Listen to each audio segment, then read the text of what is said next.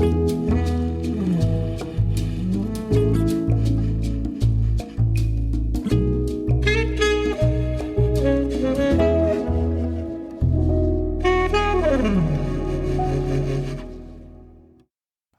I'm Rick Barron, your host, and welcome to That's Life, I Swear.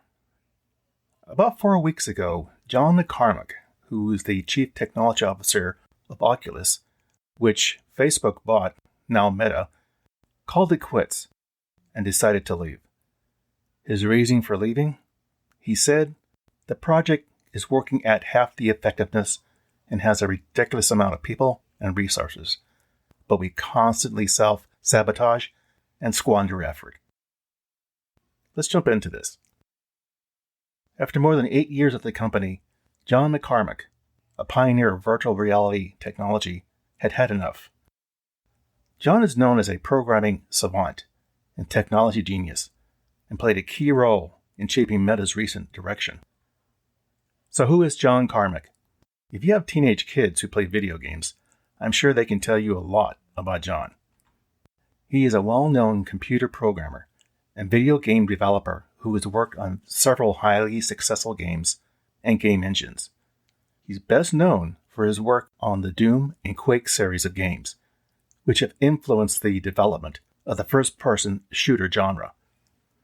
Carmack has been involved in the video game industry for about 30 years and has made significant contributions to the field. He is known for his computer graphics and game engine development expertise, and his work has impacted the video game industry. Carmack was the Chief Technology Officer at Oculus VR before Meta, then operating under the Facebook name, acquired the company in 2013. While there, he championed Meta's technology that specialized in augmented reality and virtual reality products and services. His work also covered the creation of the Meta 2 AR headset, which allows users to see and interact with virtual objects in the real world. John's departure doesn't leave a good impression on the Zuckerberg metaverse dream to become a reality, at least not right away.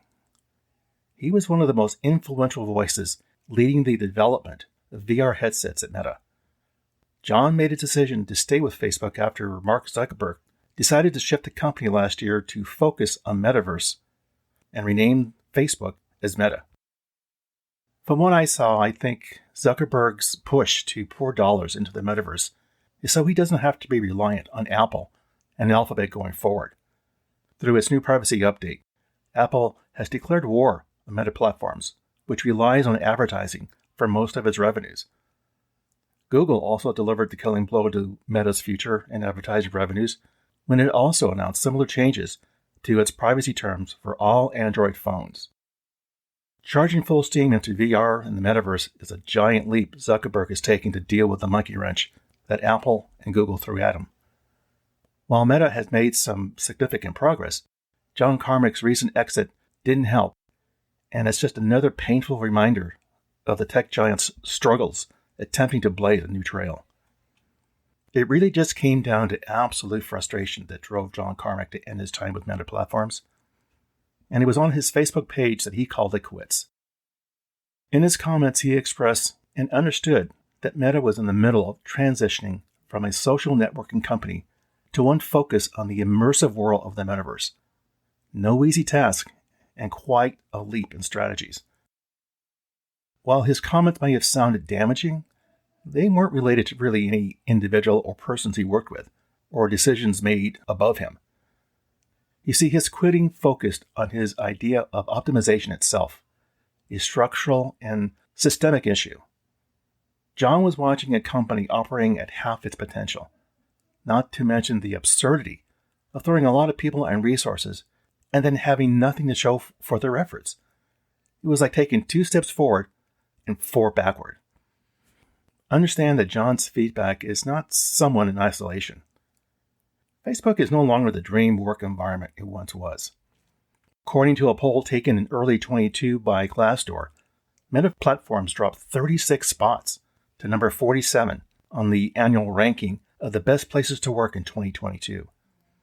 This was the company's lowest ranking in 12 years since it made the list, and it comes after the company ranked 11th in 2021. Meta employees blame unwanted public scrutiny, lack of action from leadership, unraveled structure, and questions about the company's future for the lower ranking of the company as an employer. An example of this downturn was shared via a podcast interview in August of 2022. During the course of the podcast, when Meta reported a $10 billion loss within the division housing its augmented reality and virtual reality initiatives, made John, and I quote, "sick to my stomach," end quote. He added that the environment at Meta was chained to a bloated bureaucracy in dealing with persistent concerns about diversity and privacy.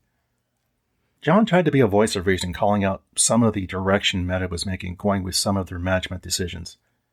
He called it like it was and became a dissenting voice in the Meta work environment. With his background, John felt he had a voice at the highest levels at Meta. He really thought his constructive input would sway some of the bad decision-making. But it soon became obvious to him he was not persuasive enough. With the metaverse losses mounting, Facebook and services such as Instagram are facing a downturn in advertising that brings in most of the company's revenue. The decline has been exacerbated by recession fears, tougher competition from other social networking services such as TikTok, and the new privacy controls on Apple's iPhone that make it tougher to track people's interests to help sell ads. You take all these challenges and you look at the dollars lost, and Meta's stock losing approximately 2/3 of its value in 2022, and you're looking at a value of about $575 billion erased in shareholder wealth. That's a lot of money.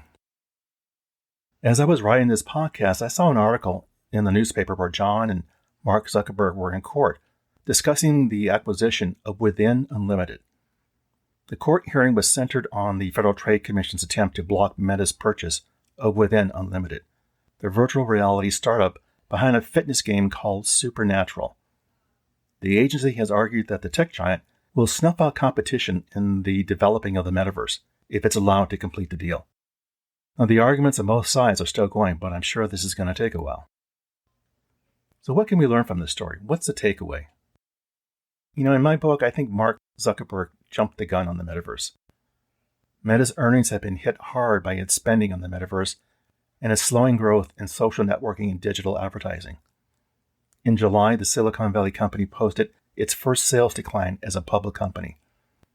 As a means to cut their losses, Meta made the painful decision of laying off about 11,000 employees, or about 13% of its workforce, in what amounted to the company's most significant job cuts.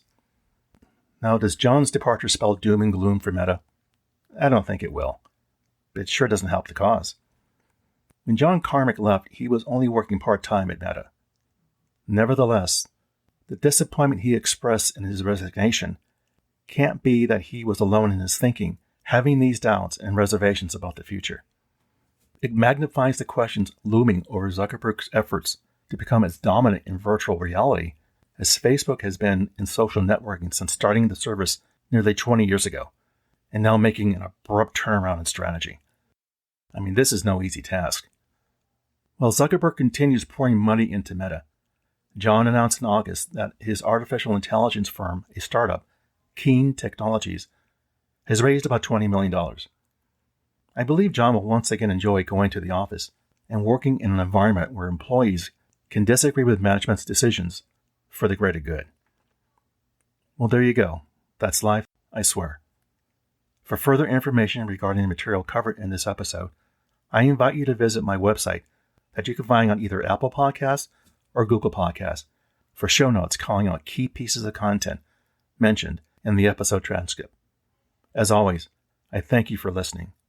Be sure to subscribe here or wherever you get your podcasts so you don't miss an episode.